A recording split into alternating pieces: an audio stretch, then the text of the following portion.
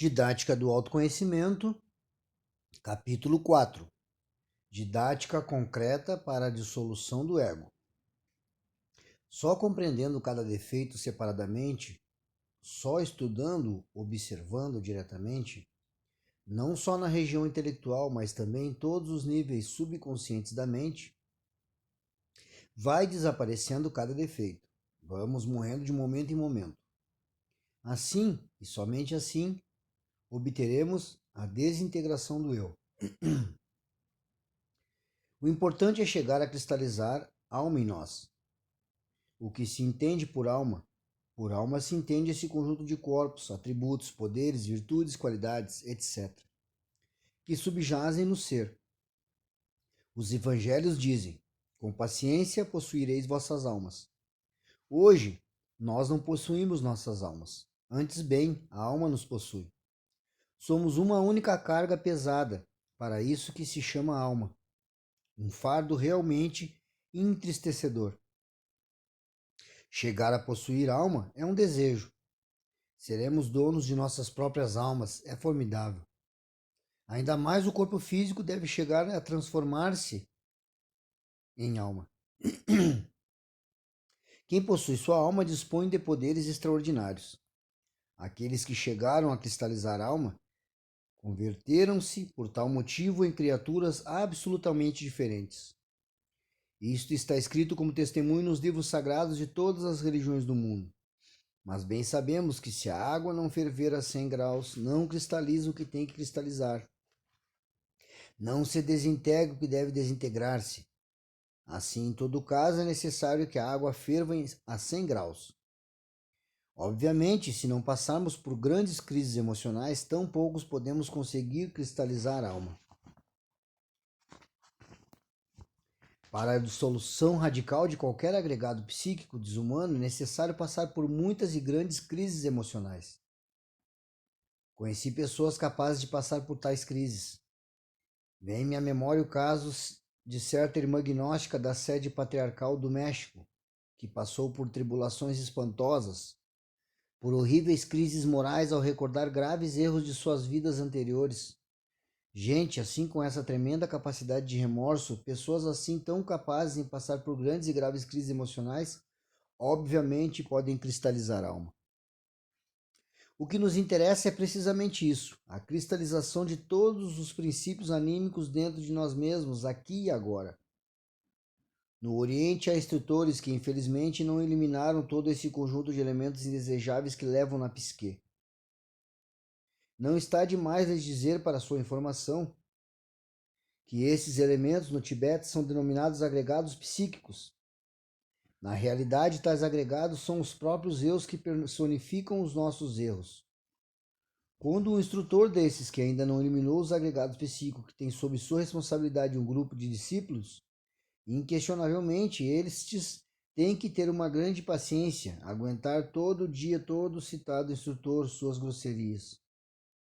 Os discípulos ou chelas vêm tão surpreendidos que tais agregados psíquicos vão passando em procissão contínua pela personalidade do instrutor. Haverá ao fim um instante em que a procissão há que terminar. Então o mestre poderá se expressar para dar o ensinamento. Essa é a causa causorum pela qual os discípulos de qualquer instrutor desses que ainda não eliminou o ego têm paciência elevada até o máximo. Essa classe de chelas tem que aguentar, aguentar e aguentar, porque em qualquer instante o mestre ao fim toma posse de seu veículo e lhes dá os ensinamentos.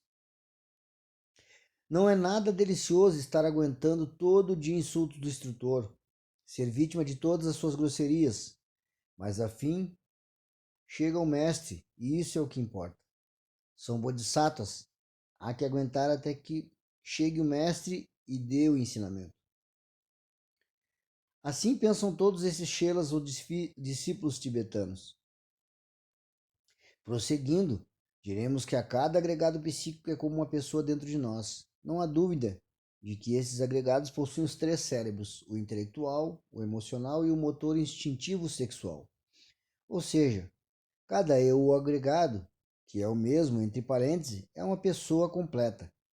Cada eu, cada agregado tem seu critério próprio, individual, tem suas ideias, seus conceitos, seus desejos, realiza determinados atos.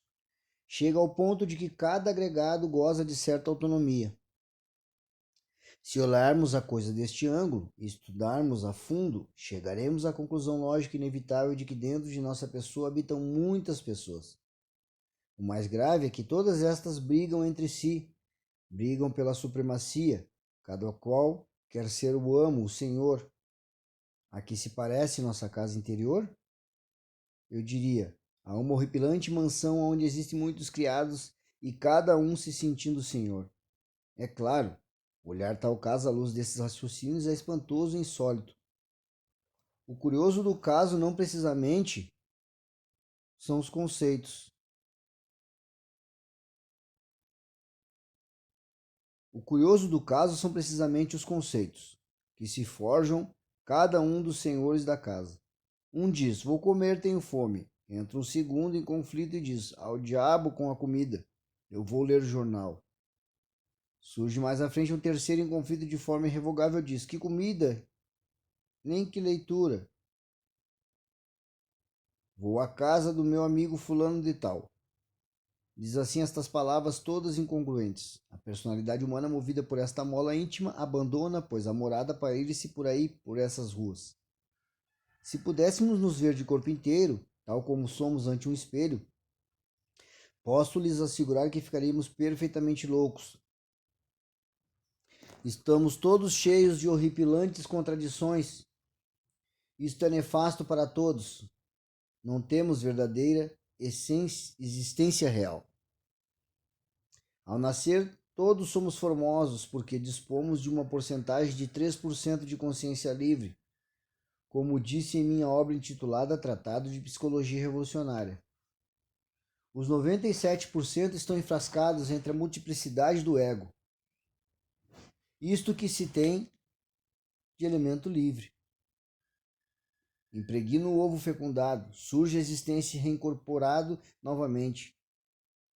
Assim que o menino recém-nascido possui isso precisamente, 3% de consciência livre, não embutido em nenhum ego, a porcentagem de essência manifesta no menino é autoconsciente. Como veria o recém-nascido aos adultos, aos seus pais, irmãos e parentes? Da mesma forma como vocês veriam um drogado. Mas vocês vejam como os adultos se sentem até com autoridade para educar o menino. Acreditam eles que podem educar. O menino, por sua vez, sente-se completamente mal, vítima deles que querem ensinar. Os vê desde seu próprio ângulo. Está acordado. Percebe os agregados psíquicos de seus parentes, dos irmãos. Visualiza também seus próprios agregados que entram e saem do recinto, dando voltas no berço. Às vezes as visões são tão espantosas que o menino não faz menos do que chorar aterrorizado. Então os pais não entendem estas ocorrências do infante. Às vezes vão ao médico, no pior dos casos vão em busca de algum espírita ou um médium de mau agouro e conseguem arrumar o caso. Entre aspas. Esse é o estado insólito em que vive a humanidade. Adormecida. Em todo caso, o pobre infante é vítima de todas as loucuras dos maiores. A ele, com paciência, não resta mais que suportar o látego dos verdugos. Essa é a crua realidade dos fatos. Posteriormente, quando a personalidade humana já está formada na íntegra, começam a entrar no corpo do infante todos esses agregados psíquicos desumanos que lhe pertencem. Então se notam mudanças na criatura. Torna-se zangada, ciumenta, iracunda, etc, etc. E outras tantas coisas mais. É lamentável isto, não é verdade? Mas ao fim, o que era o menino se tornou adulto. As coisas mudaram, já não é o menino brincalhão, autoconsciente de outros tempos, agora é o velhaco da cantina, o negociante, o luxurioso, o homem ciumento, etc. E enfim converteu-se nisso que o menino olhava com horror. É claro que a criatura se horrorizava ao ver o adulto. Agora o menino se tornou adulto e o pior do caso é que sua consciência adormeceu. Já não é capaz de olhar-se com horror a si mesmo. Na realidade, de verdade, irmãos, cada um dos agregados psíquicos que surge em nós tem compromissos determinados. Poderíamos dizer, sem exagero algum, que o ladrão, por exemplo, leva dentro de si uma corja de ladrões, cada um deles com múltiplos compromissos em distintos dias, horas e lugares, que o fornicário e redento carrega em seu interior para acúmulo dos cúmulos um prostíbulo. O homicida, obviamente, leva em sua psique um clube de assassinos. Bom, cada um destes, no fundo, leva seus compromissos. O mercador leva, no fundo, uma praça de mercadores. Mas como se tece e destece nosso próprio destino? Muitos disseram, Gurdjieff, Ouspensky, Lickel, etc. Comentaram tais aspectos sobre a lei da recorrência, mas nós, no terreno da investigação, fomos mais longe.